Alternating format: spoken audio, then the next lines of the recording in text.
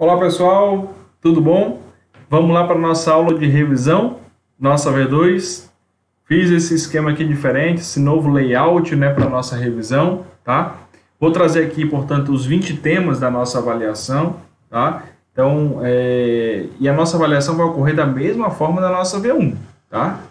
Tem a publicação da prova, vocês têm 24 horas para entregar a atividade, tá certo?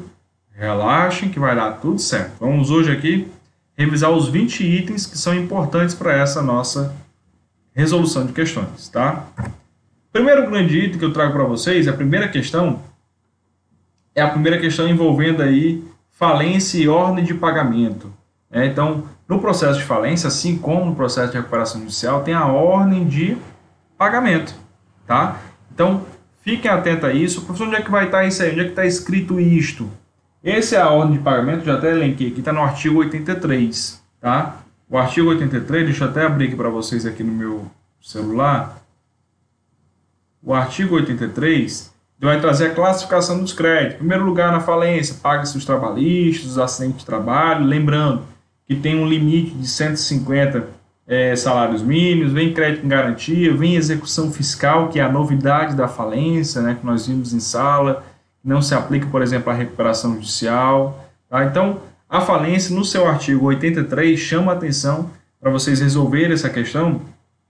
É preciso que vocês vejam, portanto, essa lei, esse artigo, tá? E tenham em mente essa ordem de pagamento no processo de falência. Tá? Segunda questão, meu povo, ela vai envolver aí, deixa eu ver...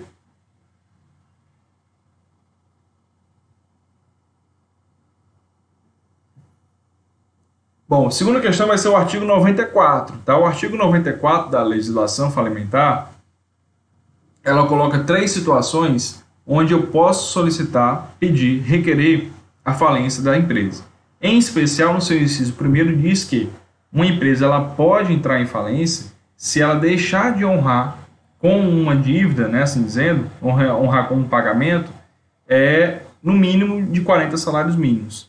Então, essa segunda questão vai ser muito importante para que você possa resolver, portanto, ter isso em mente, que no mínimo tem que ter aí os 40 salários mínimos, no mínimos, para que você possa abrir um processo de falência, um dos 3 requisitos previstos lá no artigo 94.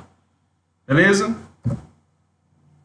Eu vou correndo porque são 20 questões, tá? Para a gente poder comentar.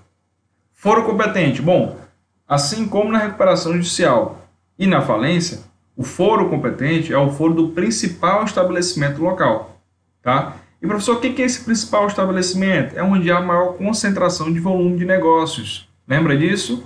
Então, onde tiver maior concentração de volume, é o principal estabelecimento. Então, na falência e na recuperação, é o foro competente, justamente onde há o principal estabelecimento do negócio. Tá? Quarta questão. A quarta questão vai falar sobre recuperação judicial, tá? E aí eu trago para vocês um artigo que vai voltar aqui na prova umas 3 vezes. Por quê? Porque tem uma incidência muito grande nas provas de concurso, que é o artigo 2º da legislação falimentar.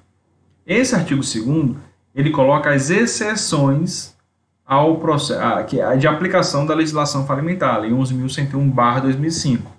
Então, lá no artigo 2º, ele vai falar, olha, não se aplica à sociedade empresarial de economia mista, à sociedade de empresa pública, seguro, bancos, ou seja, ele vai elencar várias atividades que não se aplica essa legislação falimentar.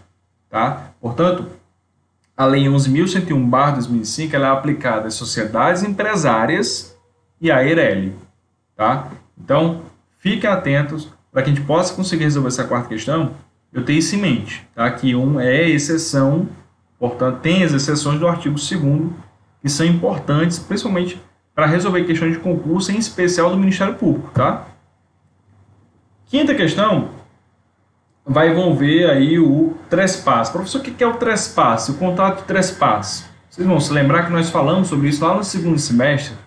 O contrato de trespasse é o contrato firmado onde há a venda de um estabelecimento comercial. Ou seja, onde há a alienação de um estabelecimento. Então, quando eu vendo parte da minha empresa ou a empresa por completo, eu uso esse contrato. E a venda de parte ou todo de uma empresa é sim uma forma de a empresa em recuperação conseguir dinheiro, não é isso? Então é uma forma de preservar a empresa sem problema algum, só de marcar um item como esse, né? De que é possível você vender a empresa como forma de arrecadar capital. Beleza? Sexta questão, os famosos 40 salários mínimos, mais uma vez, artigo este 94 da Lei de Recuperação Judicial e Falência, inciso 1 em especial, ou seja, para eu poder abrir e requerer um processo de falência, não recuperação, de falência, tem que ter uma dívida de, no mínimo, 40 salários mínimos, tá certo? Sétima questão, ordem de pagamento. E aí a ordem de pagamento eu chamo a atenção para vocês, mesmo igualzinho a primeira questão, lá no artigo 83, tá? Em especial, preciso que vocês tenham atenção aos créditos trabalhistas, tá? Nessa sétima questão. Então, já estou dando a dica para vocês, beleza?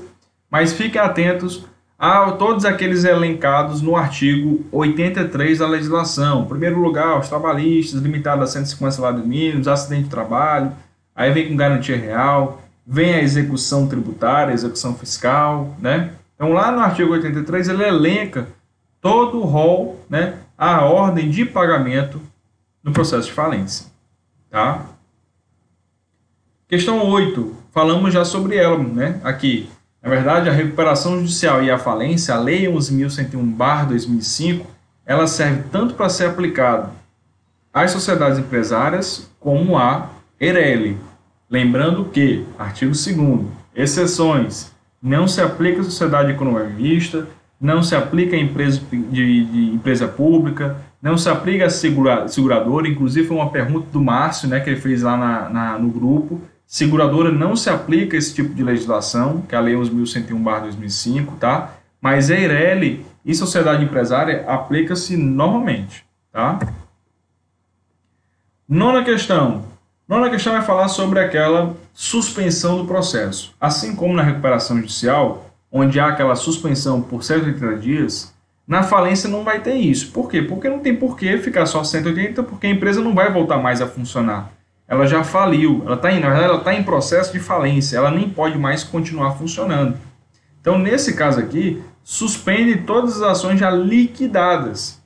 Aquelas quantias iliquidadas, ou seja, que não sabe ainda qual é o valor, precisam ser calculadas, esses processos continuam correndo, tá certo? Até porque depois de liquidada é habilitado lá na massa falida. Tá beleza? Tranquilo? Então, nona questão, preciso que vocês saibam que as quantias ilíquidas, o processo ainda continua correndo normalmente. Beleza? Décima questão vai falar sobre o administrador judicial, tá? No processo de falência. O administrador judicial, vale ressaltar, se ele, porventura, agir de má fé, ou agir de maneira desobediente, se omitir, não cumprir com seus deveres, o juiz, meu povo, que foi quem nomeou aquele profissional, pode muito bem destituí-lo do cargo, sem problema algum. Inclusive, ele é uma pessoa de confiança do magistrado. Então, se porventura ele agir de maneira contrária àquilo que o magistrado está querendo, enfim, não estiver ali contribuindo para o andamento do processo, para o desenvolver do processo, o juiz pode muito bem destituí-lo sem problema algum.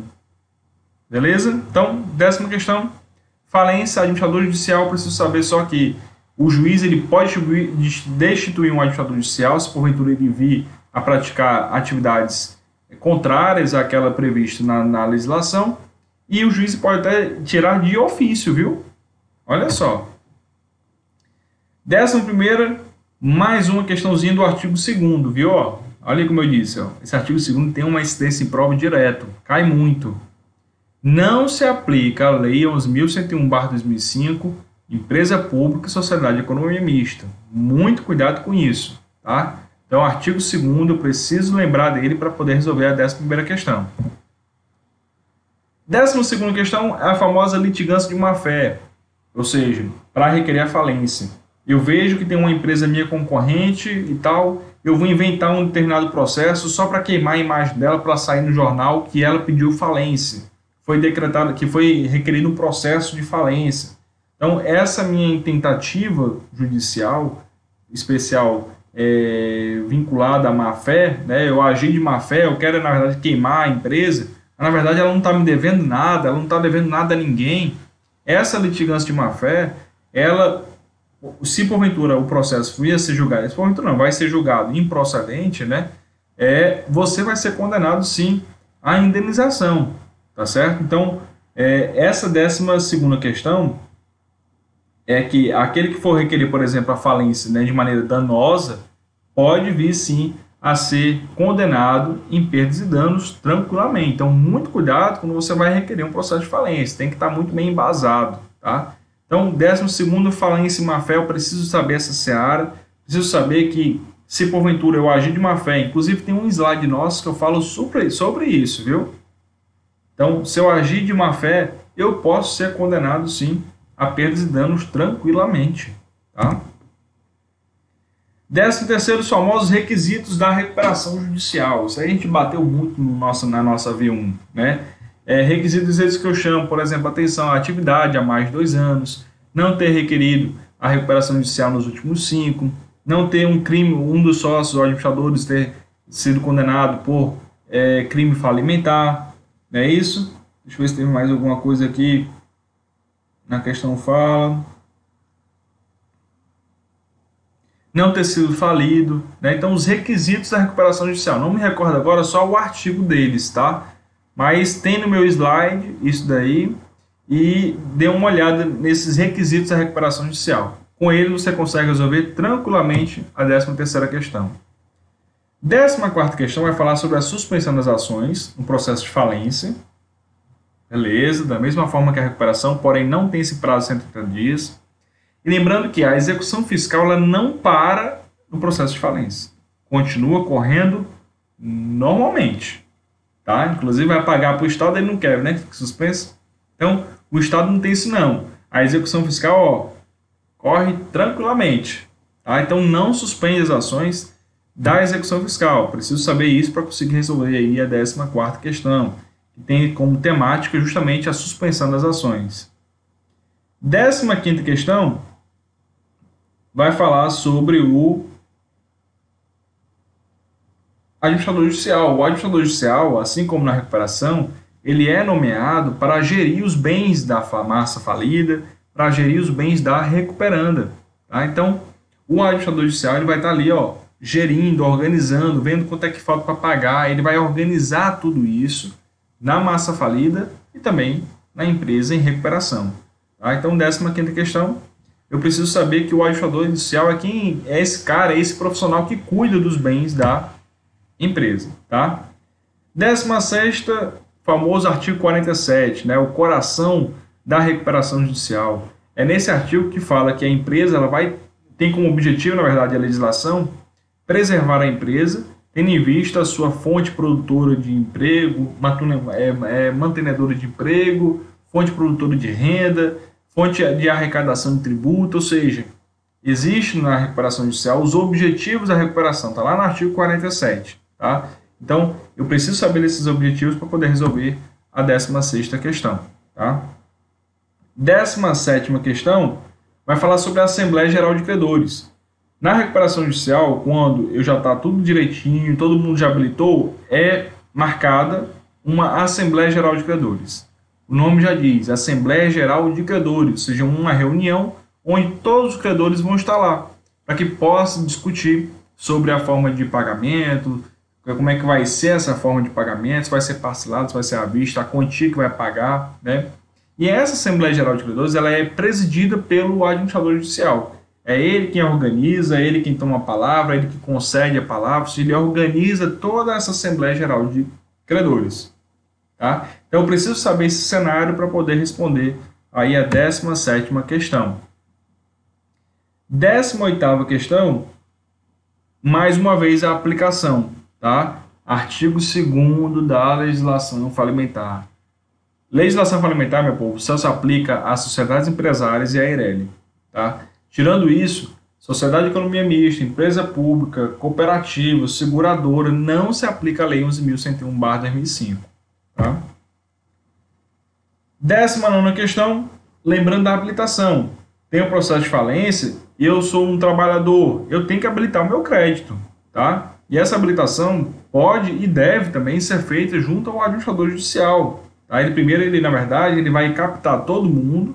Olha, vou publicar aqui na imprensa, vou publicar no diário. Olha, a empresa fulana entrou em falência, então você que tem um crédito, habilite seu crédito. Então você habilita esse crédito, meu povo, junto ao administrador judicial. Mesmo você sendo trabalhador, mesmo você sendo um garantia real, você sendo um quirografário, o que for, você tem que habilitar o seu crédito junto ao administrador.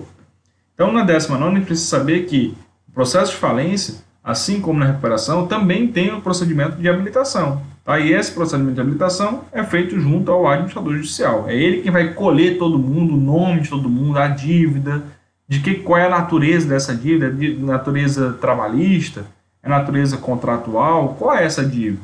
Tá? Então, 19ª questão. Meu povo, 20ª questão, famoso foro competente. Aqui é para a gente fechar com chave de ouro. O foro competente aqui, no caso, ele vai pedir da recuperação judicial, já falamos sobre isso. O foro competente da recuperação e da falência é o mesmo. É o principal estabelecimento do local, da empresa. E o que é esse principal estabelecimento? É onde há maior concentração de volumes de negócio. Beleza? Fechamos aqui, meu povo, as 20 questões, tá? Dê uma olhada em cada um, em especial nesses 3 artigos que eu chamo a atenção de vocês. O artigo 2º, que fala das exceções. O artigo 83, que fala a ordem de pagamento. E o artigo 94, que vai falar sobre os 40 salários mínimos, tá? Meu povo, vocês vão ver, todas as questões são questões de concurso público, tá? Em especial, Ministério Público. É uma temática do direito empresarial que cai muito na prova do MP. Então, quem tem interesse em promotor de justiça, em ser promotor de justiça, essa é uma área do direito empresarial que cai muito na prova de concurso do Ministério Público. Em especial, tudo isso aqui que a gente já conversou em sala de aula, tá? Então, dê uma olhada nesses 20 tópicos aí que colocamos. Os slides estão bem resumidos para essa avaliação, tá? Anotem tudo direitinho e, mais uma vez, fiquem tranquilos, a prova vocês vão ter 24 horas para resolver, tá? São 20 questões porque é a AV2, são provas colegiadas, beleza? Mas vocês vão tirar de letra, eu tenho certeza disso. Beleza, meu povo? Pois estou sempre à disposição, qualquer coisa, só chamar. Valeu, negada. Forte abraço. Bons estudos, hein? Vai dar tudo certo. Valeu!